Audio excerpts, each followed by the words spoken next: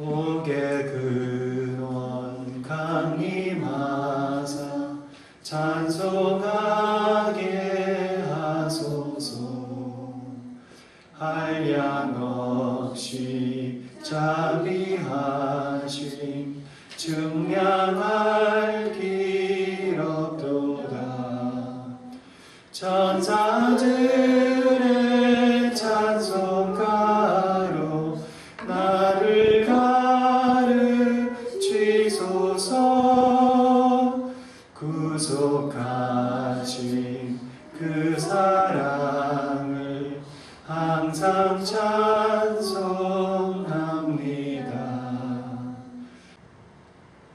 사람이 떡으로만 살 것이 아니요 하나님의 입에서 나오는 모든 말씀으로 살아야 할 것입니다. 사단은 분명히 여기에 의식주를 통해서 기본 생활에 대한 도전을 통해서 쉽게 현대적으로 풀이하자면 우리에게 꼭 필요한 돈 같은 것을 통해서 우리에게 유혹을 던집니다. 신앙생활을 하는 것도 좋지만 기본 생활이 먼저가 아니냐.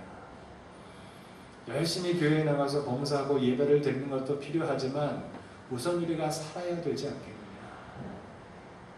현대생활의 가장 삶의 기본이 되는 것이 무엇입니까? 없어서는 안 되는 것이 무엇입니까? 우리가 인정하기 싫지만 결국 돈이라는 것이 아닙니까? 돈이 없으면 살 수 없는 시대에 우리는 살고 있는데 바로 그 기회를 사탄은 절대로 놓치지 아니할 것입니다. 많은 사람들이, 많은 크리스찬들이 가장 흔하게 당하는 사탄의 유혹이 바로 돈이라는 것입니다.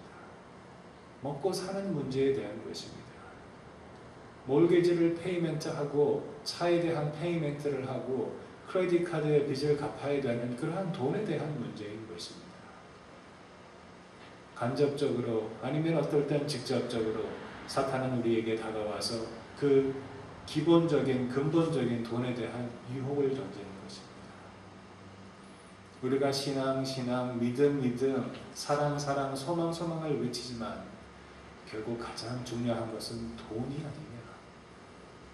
먼저 열심히 일하고 먼저 돈을 벌어서 내가 편안한 다음에 그 다음에 하나님께 예배도 드리고 우리의 신앙생활도 해야 되는 것이 올바른 순서가 아니냐 하는 어쩌면 세상적인 논리적인 유혹을 던지고 있는 것입니다.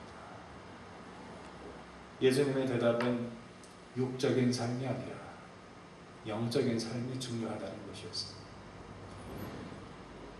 우리가 이 세상에서 잘 먹고 잘 사는 것 아니면 기본적인 삶을 유지하는 것도 필요하겠지만 그러나 더 중요한 것은, 더 영구한 것은 우리가 천국을 바라보는 소망을 가지고 영적인 삶을 사는 것이다. 우리는 하나님의 피조물이고 하나님의 백성이고 하나님의 자녀입니다. 우리가 올바른 신앙을 가지고 믿음 생활을 한다면 하나님께서 우리에게 필요한 모든 것들, 의식주, 기본 생활, 필요한 재물까지도 이미 다 주시겠다고 약속을 하신 것입니다. 우리가 더 이상 우리 주변에 있는 돌들을 가지고 떡을 만들어 먹을 걱정을 하지 않아도 된다는 말씀입니다.